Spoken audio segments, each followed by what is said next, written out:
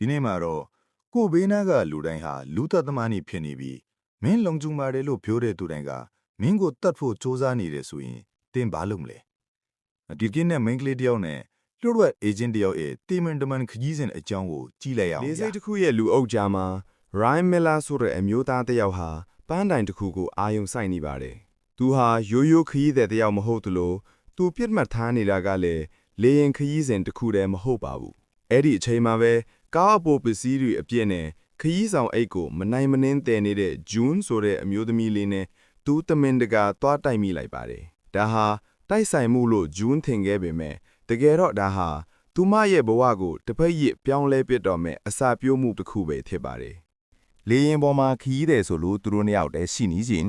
ဂျွန်းတယောက် Ryan ကိုအထင်ကြီးအောင်မိတ်ကပ်ပြင်ဖို့အိမ်သားတဲ့ဝန်သွားတဲ့မိနစ်ပိုင်းအတွင်းမှာပြီ။လေရင်ပေါ်ကခီးတဲ့ရောင်ဆောင်ထားတဲ့ CIA agent တွေနဲ့ Ryan တို့တေးကြပျက်စီးမတတ်တိုက်ပွဲဖြစ်ပွားခဲ့ပါတယ်။ဂျွန်းအိမ်သားတွေကပြန်ထွက်လာခြင်းမှာတော့အားလုံးဟာပုံမှန်အတိုင်းပါပဲ။ဒါပေမဲ့ Ryan ကတော့အေးအေးဆေးဆေးပဲလေရင်မှုတွေတေကုန်ပြီးငါပဲမောင်းရတော့မယ်လို့ပြောလိုက်တဲ့အခါဂျွန်းတယောက်တော့ပြောင်နေတယ်လို့ပဲထင်ခဲ့တာပါ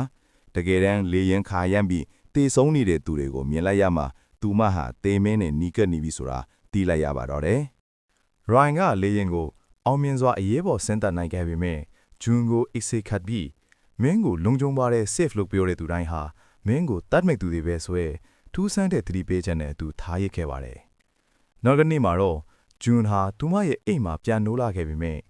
CIA အဖွဲ့ရဲ့ဖမ်းဆီးစစ်ဆေးမှုကိုခံရပါတော့တယ်။ဂျွန်လို့ခေါ်တဲ့ agent က Ryan ဟာတက်စာဖောက်တယောက်ဖြစ်ကြောင်းယုံကြည်အောင်ပြောဆိုခဲ့ပေမဲ့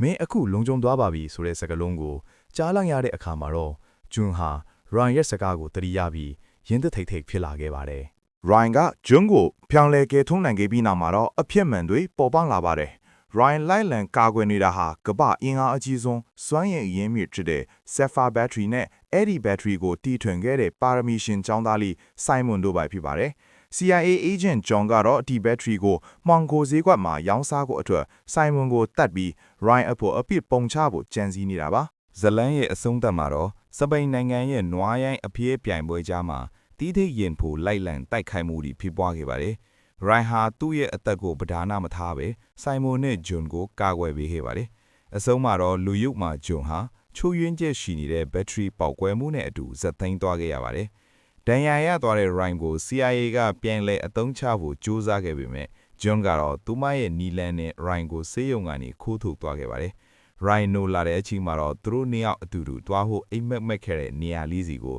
John ကကားမောင်းပြီးခေါ်ဆောင်သွားရင်ဒီတီးထိတ်ရင်ဖို့အချစ်ဇလန်လေးဟာပျော်ရွှင်စွာပြီးဆုံးသွားခဲ့ပါတော့တယ်။